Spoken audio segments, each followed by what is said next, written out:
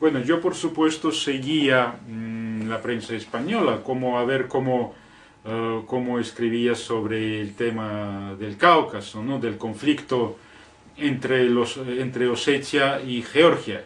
Por cierto, yo no sé por qué lo ponían conflicto entre Georgia y Rusia, porque no es cierto.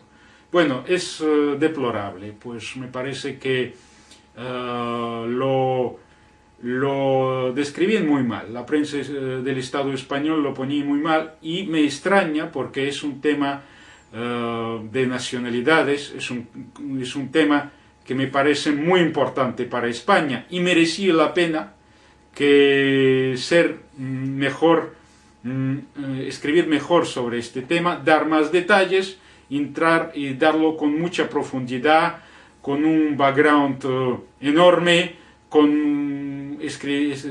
describiendo también la historia de este conflicto. Vamos a ver lo que pasaba esta vez en Osetia del Sur. O sea, hay que decirlo que este problema parece mucho al problema de Kosovo, de la antigua Yugoslavia. ¿Por qué? Porque tanto como Kosovo, Osetia como Kosovo es la tierra de los serbios.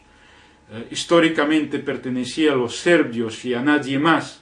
Igual Osetia del Sur pertenecía a los georgianos. Desde hace muchos siglos pertenecía a Georgia, históricamente, al antiguo reino de Georgia. ¿Qué pasó? En los últimos 3 o 4 siglos, ya no me acuerdo bien, parece que 4 siglos, los osetios bajaban desde las montañas del norte, bajaban hacia la llanura de Osetia del Sur. Bajaban para trabajar para los terratenientes, porque las tierras pertenecían a los terratenientes georgianos, y trabajaban como peones, como campesinos, siervos, para los georgianos. Y bueno, entonces los osetios venían, supongo de forma voluntaria, bajaban desde las montañas y porque es un pueblo montañés de su origen, y vivían ahí ya en Osetia del Sur, pues ya se formaron poblaciones, aldeas, pueblos, cuya población era completamente de osetios. Y la mayoría de la población con años se hizo osetia. O sea, desde el siglo XIX la mayoría de la población eran los osetios y la minoría eran georgianos. Resulta que en el último, esto desde siempre, pero con la revolución bolchevique del año 1917, eso de lo que yo voy a hablar ahora no ha cambiado. Resulta que los georgianos siempre veían a los osetios como a sus siervos, como la gente como inmigrantes, como la gente de segunda. No tenía respeto ninguno para ellos. Esto lo heredaron hasta en la época comunista, de la época zarista a la época comunista. Por ejemplo, o sea, los osetios, el siglo pasado, siempre fueron maltratados, humillados, no podían encontrar un buen trabajo, no podían estudiar una carrera universitaria, no podían sacar sus periódicos, no podían estudiar en las escuelas su idioma. O sea, era una situación bastante precaria. Por eso nació de generaciones a generaciones este odio hacia los georgianos. Entonces, cuando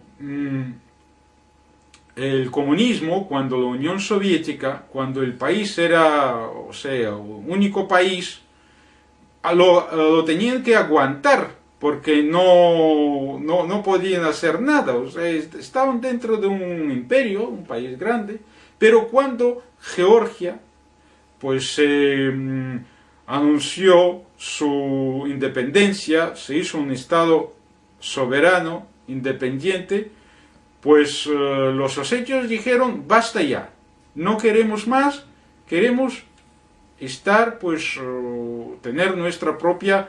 por cierto, cuando los primeros años, el comienzo de los años 90 del siglo pasado, Georgia se independizó de Rusia, la situación de osetios empeoró drásticamente, o sea, ya les despreciaban y maltrataban abiertamente, y cualquier, que si querían, les negaron cualquier autonomía, les negaron de forma rotunda.